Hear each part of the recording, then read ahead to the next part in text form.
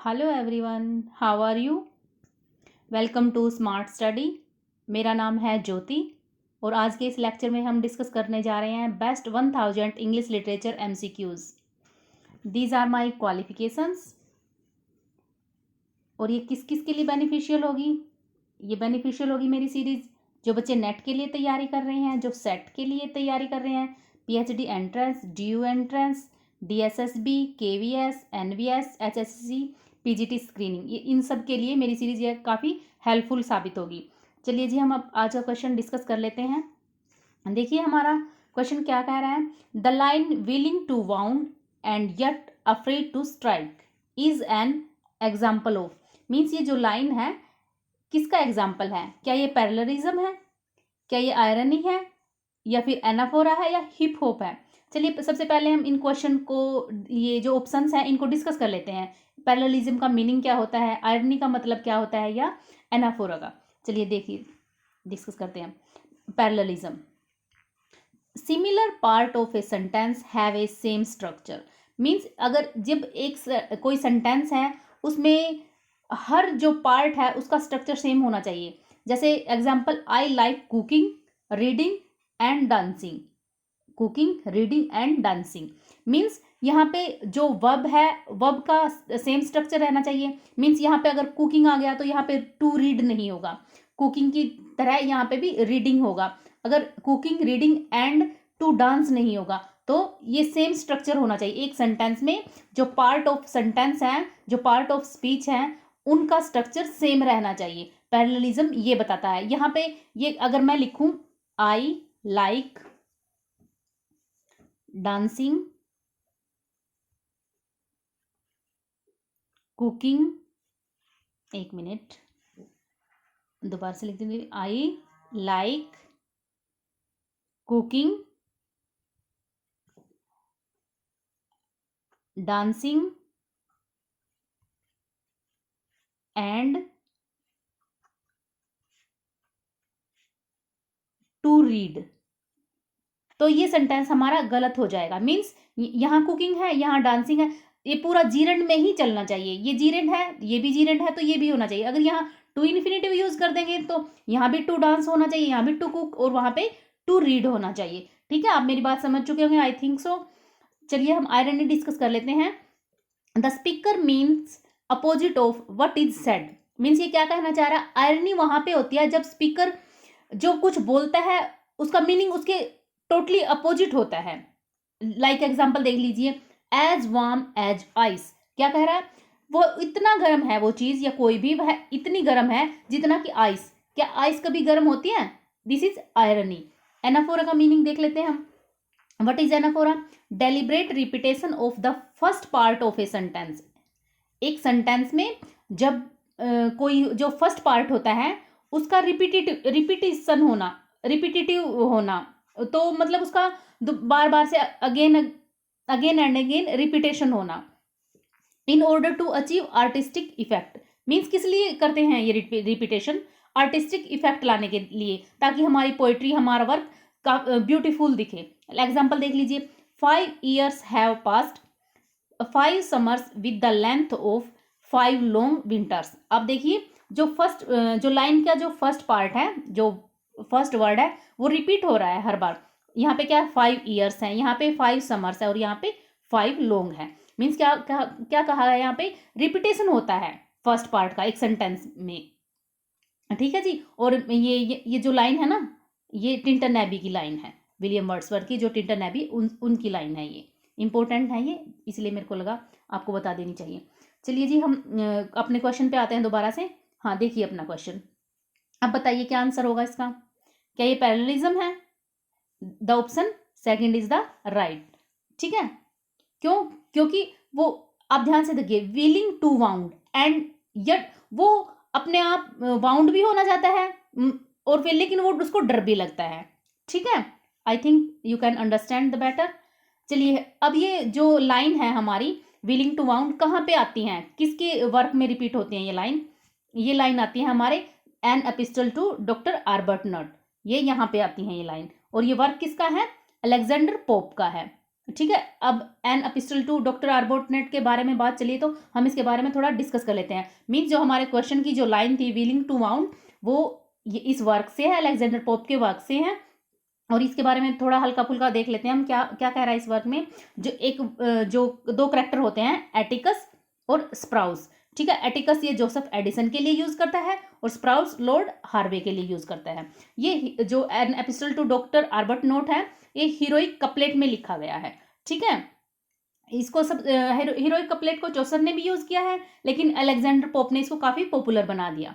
ठीक है, और जो उस लाइन के अलग अलावा कौन सी इंपॉर्टेंट लाइन्स हैं इसमें, who breaks the butterfly upon a wheel damn with faint praise. ठीक है, तीन इंपॉर्टेंट कोटेशन होगी यहाँ से, आप इनको याद कर लीजिए। चलिए जी हम अपना नेक्स्ट क्वेश्चन देखते हैं। हमारा नेक्स्ट क्वेश्चन क्या कह रहा है, sunset and evening star and one clear call for me, these line occurs in which of the following poems. ये जो लाइन है कहाँ पे आई है, कौन से ऑप्शन पे है बताइए जी। ठीक है, चलो डिस्कस कर लेते हैं इस लाइन के बारे में। ये आती है हमारा ऑप्शन थर्ड। ठीक है जी, इन मेमोरियम के बारे में हमने अपनी पिछली वीडियो में डिस्कस किया था, ये एक एलिजी है। चलो पहले हम अपने क्वेश्चन पे आते हैं। क्रॉसिंग द बार, यहाँ पे आती है ये लाइन, और ये लाइन इसके बारे में, इस पोइम के बारे में डिस्कस करते हैं हम। क्रॉसिंग द बार, ये अल्फ्रेड लॉर्ड टेनिसन की पोइम है, और इस पोइम में क्या होता है, the poem begins with the speaker describing the atmosphere, he says it is sunset and evening star, star can be seen in the sky, sunset and evening star represent the end of the day। ये जो sunset जो opening line है, जो line की शुरुआत जहां से हुई है, सनसेट एंड इवनिंग स्टार, और ये क्रॉसिंग द बार की ओपनिंग लाइंस हैं, तो ये किस चीज को रिप्रेजेंट कर रही है। सनसेट मीन्स सूर्य अस्त होने को है, और इवनिंग स्टार निकल आए हैं। ऐसा ही होता है ना, शाम को जब सूर्य छिप जाता है और शाम और वो अंधेरा होने से पहले थोड़े हल्के फुल्के एक आधा स्टार मिल जाता है, हमें दिखाई देने लगता है, sorry, represent the end of the day. और ये किस चीज़ का रिप्रेजेंट कर रहा होता है, अभी अब शाम होने वाली है और दिन का एंड हो चुका। Just as the day is about to end the speaker says his life is drawing to an end as well. जिस टाइप से सनसेट हो रहा है या जो डे की एंड हो रही है, उसी टाइप से मेरी लाइफ भी एंड हो रही है। मीन्स वो अपनी लाइफ को सनसेट और इवनिंग स्टार से कंपेयर कर रहा है। ठीक है जी, और मैं यहाँ पे इसके बारे में, इन मेमोरियम के बारे में बता चुकी हूँ। इसकी पब्लिकेशन डेट है 1850s, और मोर्टे डे अर्थर रिटन, ये तीनों वर्क्स हैं अल्फ्रेड लॉर्ड टेनिसन के हैं जी। और ये जो है मोर्टे डे अर्थर, ये है मेलोर। और इसका मीनिंग क्या है मोर्टे डे अर्थर का, इसका मीनिंग है death of Arthur, death of Arthur. ठीक है जी, इस क्वेश्चन से इतना ही। चलिए हम अगला नेक्स्ट क्वेश्चन डिस्कस कर लेते हैं। देखिए जी, हमारा ये क्वेश्चन क्या बोल रहा है, the daughter of the late colonel is a story. ये जो स्टोरी है, इसके ऑथर कौन है, इसके ऑथर हैं जी, आप बताइए, पहले कमेंट करके मुझे बताइए। इसका चलिए मैं बता देती हूँ, इसका ऑथर है फोर्थ कैथरीन मैसफील्ड। ठीक है जी, चलिए इसके बारे में थोड़ा डिस्कस कर लेते हैं। The daughter of late colonel, ये एक शॉर्ट स्टोरी है, कैथरीन मैसफील्ड की है।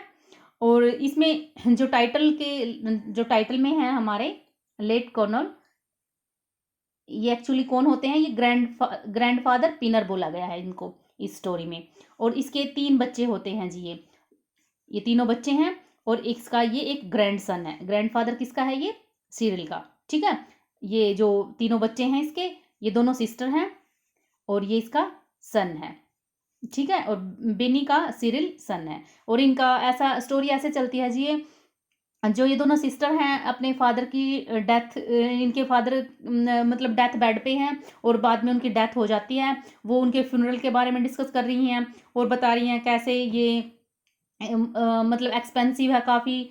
फिर ये इनके फादर की जो वॉच होती हैं, उसको सोचती हैं चलो हम अपने भाई बेनी को दे देते हैं इसको, लेकिन बाद में सोचती थी चलो हम इसको सिरिल को दे देते हैं। इस टाइप से ये शॉर्ट स्टोरी चलती है। ठीक है जी, ये इसमें करेक्टर है। और जो यहाँ से ज़्यादा मेन बात याद रखने की, लेट कर्नल कौन है इसमें, ग्रैंडफादर, पीनर इज द लेट कर्नल। चलिए जी, हम अपना नेक्स्ट क्वेश्चन डिस्कस कर लेते हैं। Please subscribe, share and like our channel, ताकि मैं अच्छे से अच्छे वीडियो बना सकूँ। अपने मेरे चैनल को या मेरी वीडियोज़ को अपने फ्रेंड्स के साथ शेयर कीजिए, लाइक कीजिए और कमेंट भी ज़रूर कीजिए। और जो ये बेल आइकन दिखाई देता है उसको प्रेस कर दीजिए, ताकि आने वाली नोटिफिकेशन आपके पास आसानी से पहुंच जाए। और मेरे चैनल को सब्सक्राइब कर लीजिए। चलिए जी, हम नेक्स्ट क्वेश्चन करते हैं। Which critic call Doris Lessing and archaeologist of human relations. जो डोरिस लेसिंग हैं, इनको कौन से क्रिटिक हैं जो आर्कियोलॉजिस्ट ऑफ ह्यूमन रिलेशन बोलते हैं, इनके बारे में ये कोटेशन यूज की है, बताइए जी। इसका option first is the right option, Irwin हो। चलिए हम डोरिस लेसिंग के बारे में डिस्कस कर लेते हैं, ये थी कौन। Doris Lessing a British Zimbabwean who won Nobel prize in 2007। इन्होंने नोबेल प्राइज मिला था इनको 2007 में। और ये इनके वर्क हैं, grass is singing, children of violence, golden notebook. ये इंपॉर्टेंट है जी, आपकी मस्ट रीड बुक है, इसको आप पढ़ के जाना वर्क में, पेपर के लिए। ये मस्ट रीड वर्क है आपकी। और इसकी मेन कैरेक्टर होती है अन्ना वुल्फ, ठीक है। इनको ये एक फेमिनिस्ट भी बोला गया है, लेकिन ये खुद को बताती हैं, ये खुद को फेमिनिस्ट नहीं मानती थी, लेकिन इनको फेमिनिस्ट बोला जाता था। और जब इनको ये नोबेल प्राइज मिलता है उस टाइम भी इनको बोला गया है भाई ये फेमिनिस्ट वे से देखती थी चीज़ों को, ठीक है। चलिए जी, हम नेक्स्ट क्वेश्चन पे आते हैं। हाँ, हमारा इस ऑप्शन में देखिए FR लेविस हैं जी, इंपॉर्टेंट राइटर हैं। मीन्स आपका ऑप्शन तो फर्स्ट है इस क्वेश्चन का, लेकिन हम FR लेविस को डिस्कस करते हैं। ये मेरे को इंपॉर्टेंट लगे, मेरे को लगा इसके बारे में बताना चाहिए, ठीक है जी। देखिए FR लेविस का इंपॉर्टेंट वर्क है जी ग्रेट ट्रेडिशन, जो रिपीट होता है, यहाँ से क्वेश्चन बनता ही बनता है, ठीक है। इसकी पब्लिकेशन डेट है 1948। और इसमें जो इन्होंने नॉवलिस्ट डिस्कस किए हैं, ये तो क्वेश्चन, ये तो हमारे नेट में पूछे जा चुके हैं जी पहले वाले। और ये जो बचते हैं ये आने वाले टाइम में पूछे जाएंगे और 100% पूछे जाएंगे, ठीक है। ये जो फर्स्ट क्वेश्चन है ये वाला, ये तो मैंने खुद देखा है कि अब तक 2 या 3 पेपर दिए हैं मैंने, लगभग ये क्वेश्चन बना ही बना है। ये चारों दे देते हैं और पूछ लेते हैं कौन सा ग्रेट ट्रेडिशन में डिस्कस नहीं हुआ है नॉवलिस्ट, ठीक है। तो कौन से हैं जी, जेन ऑस्टिन भी है, जॉर्ज इलियट भी है, हेनरी जेम्स, थॉमस हार्डी, ठीक है जी। और दूसरे कौन से हैं, Charles Dickens, Nathaniel Hawthorne, Herman Melville, Edgar Allan Poe. ये तो है ही हैं, इस पे क्वेश्चन नहीं बना अभी तक, इस पे बनेगा, ठीक है। इसी वजह से मेरे को लगा ये डिस्कस करना चाहिए आपके साथ। चलिए जी, नेक्स्ट क्वेश्चन डिस्कस कर लेते हैं। I celebrate myself and what I assume you shall assume, for every atom belonging to me as good belonging to you, these lines are from. इसमें पूछा गया क्वेश्चन, एग्जामिनर हमसे पूछता है ये कहाँ पे आती हैं, ये लाइन कौन सी पोइम की लाइन्स हैं। तो ये लाइन है जी हमारी क्रॉसिंग ब्रुकलिन फेरी, नहीं सॉरी, ये हमारे सॉन्ग्स ऑफ माई सेल्फ, यहाँ से पता ही चल रहा है माई सेल्फ, इसकी लाइन है जी ये। चलिए हम इसके अदर वर्क्स, ये जो फोर्थ है हमारा